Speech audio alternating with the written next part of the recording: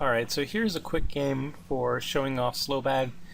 Showing off two of the most powerful and yet two of the most controversial cards, Jokel Hops and Obliterate. They're the two most powerful cards, I would say, in the Slobad deck, just because they're mass board wipes. They both take care of all artifacts and all creatures. And I don't think they're even allowed them to be regenerated, so that's even double bonus. And they also kill off all the lands, which is also very powerful in the Slobad deck because most of the mana ramp is actually in the form of mana rocks.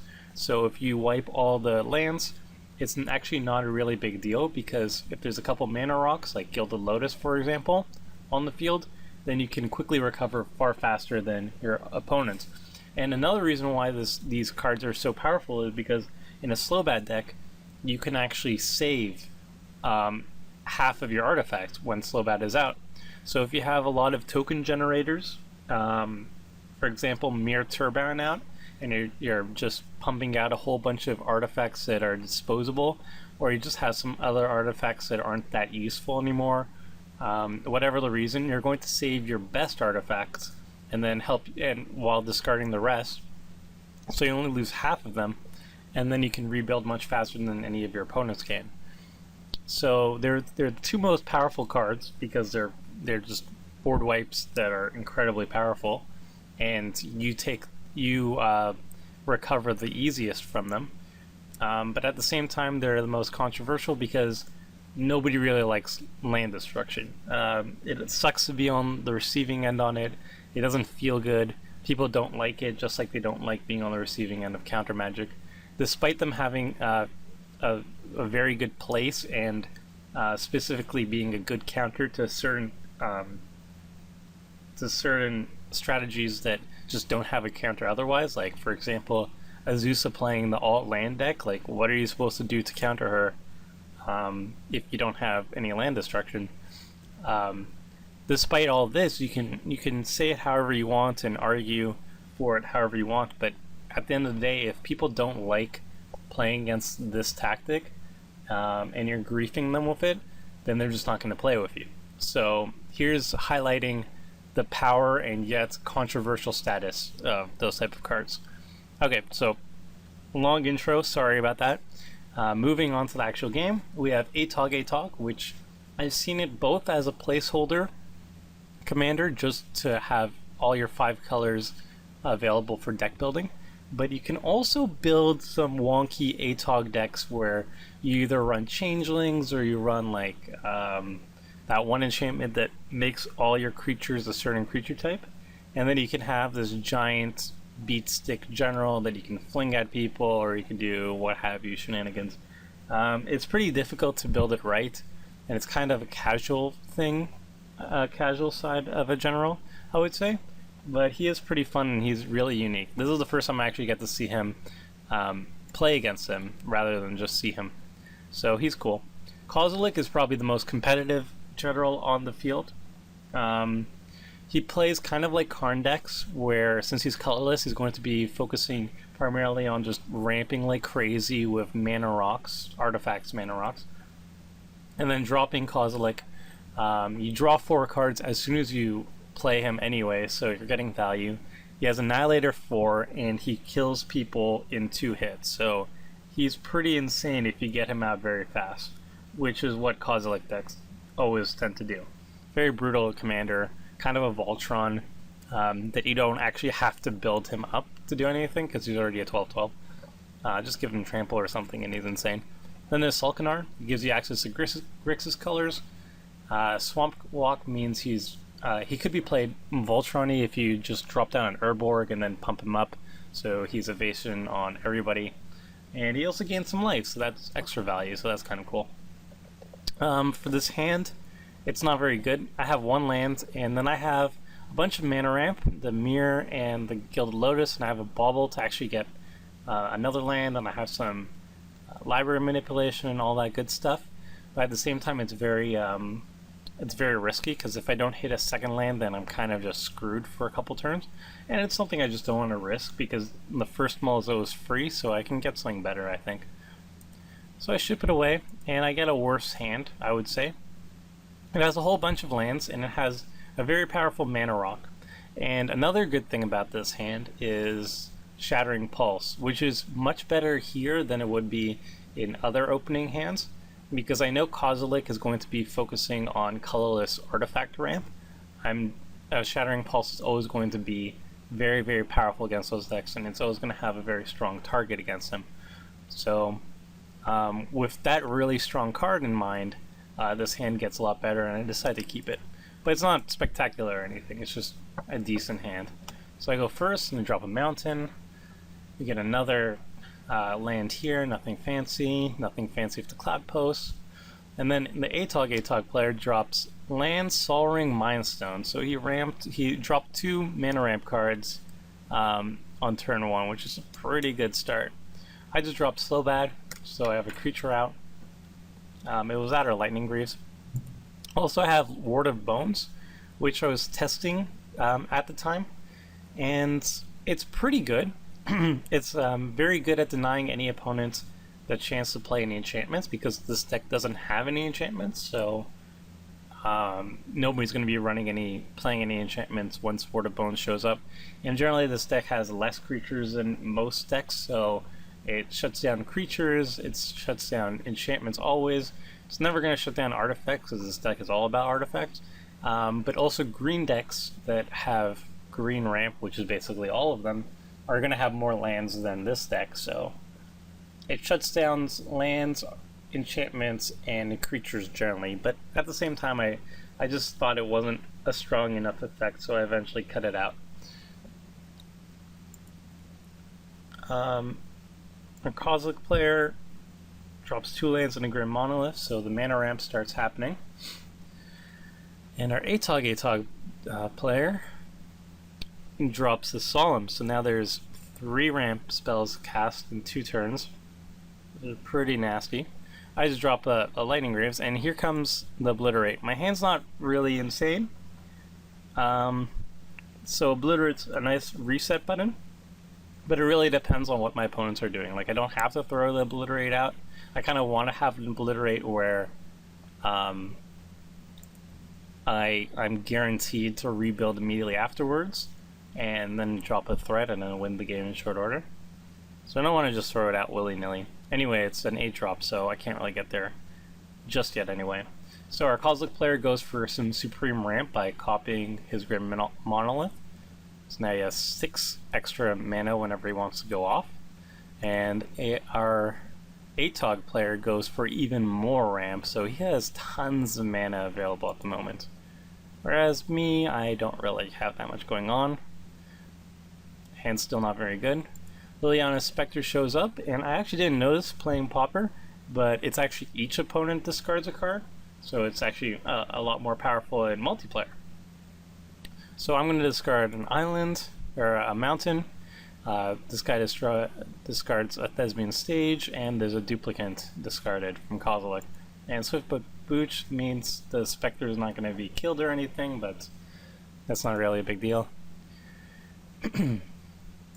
Our Kozilek player has Hall of the Bandit Lord out, so that means as soon as Kozilek is played, then he can immediately swing for half of lethal damage, and also make somebody sacrifice 4 opponents right off the bat.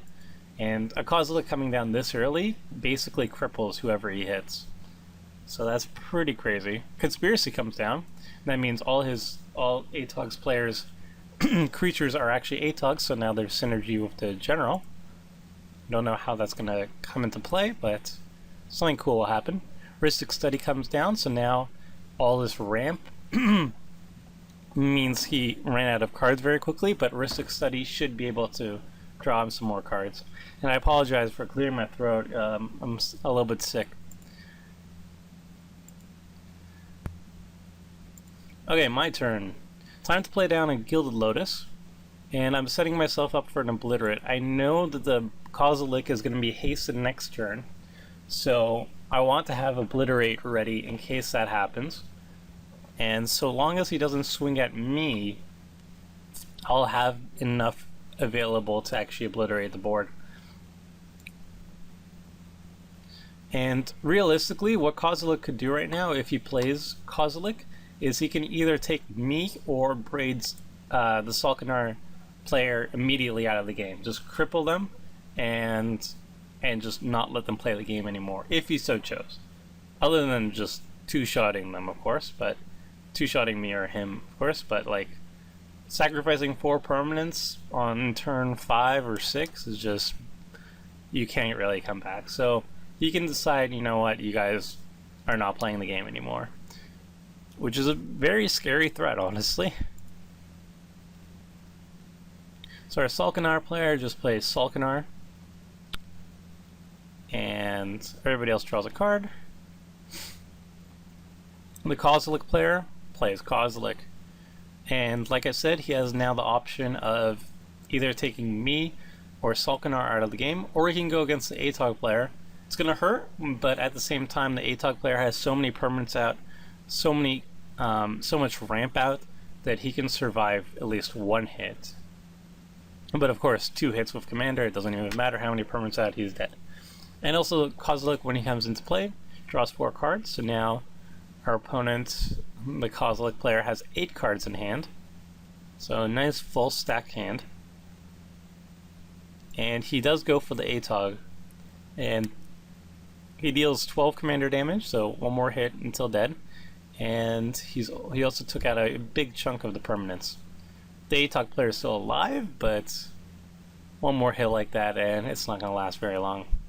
So the Atog player has 1 turn essentially to stop the beatdowns, and he does not have an answer. Just plays a Changeling and unlocks it in Warhammer, which is not going to be enough. So with the board as it is and Kozilek needing to be stopped, I figure it's time to do Obliterate, or else Kozilek's essentially going to just obliterate everybody after a swing or 2. So I sacrifice the Lightning Greaves to make Gilded Lotus indestructible, my main mana ramp, and then I wipe the board. Badoom! This causes a concession from the Kozilek player. Despite having 7 cards in hand, probably at least 1 or 2 lands, I'm assuming, to recover, he decided, you know what, I'm not even going to bother playing, and he concedes right off the bat. This is basically the stigma against land destruction. People just don't like it, so yeah, you're going to get concessions like that.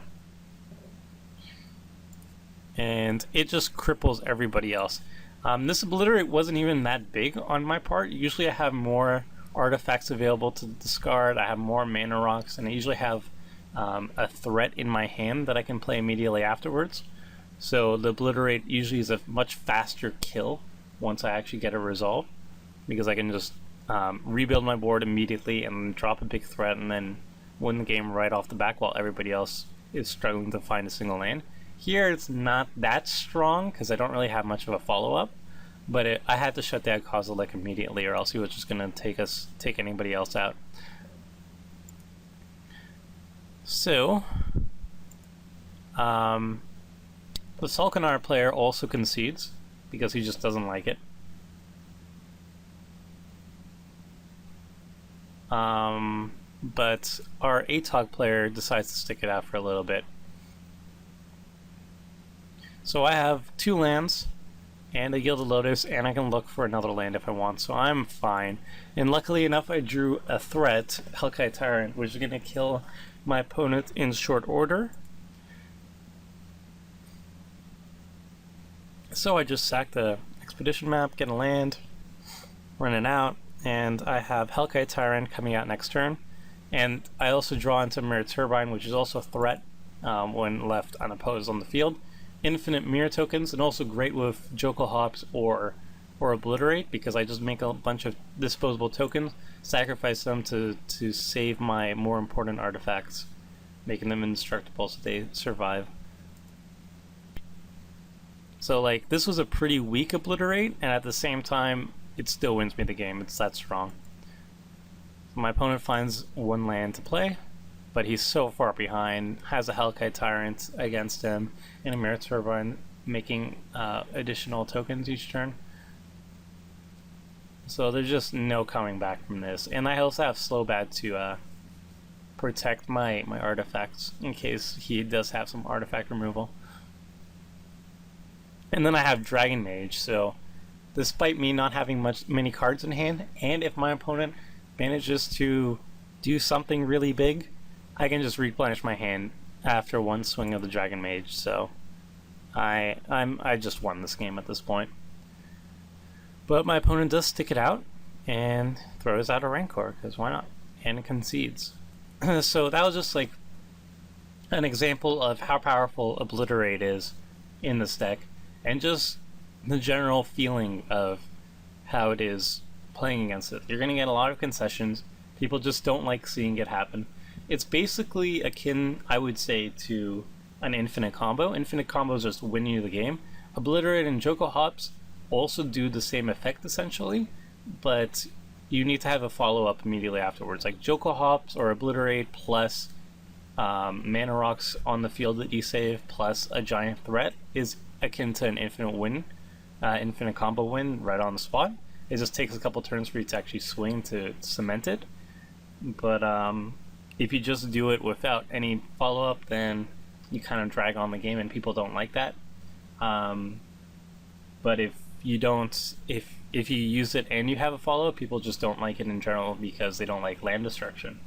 So like I said, the two most powerful cards in the deck for sure, and I would highly recommend you running it if your play groups actually don't mind land destruction and just use it as another way to win. But if your group does mind land destruction and doesn't like it, or you're just not even sure if they do or not, I would err on the side of caution and just not run it in general, because you're there to have fun and other people are there to have fun, and if you're running a strategy that doesn't make other people have fun, then it's just not a fun environment in general. So that's my thoughts on land destruction. I would err on the side of caution and take them out if you're not really sure if the playgroup likes it. If the playgroup is okay with it, then by all means run it. So yeah, that was a quick game, and I'll see you for the next one.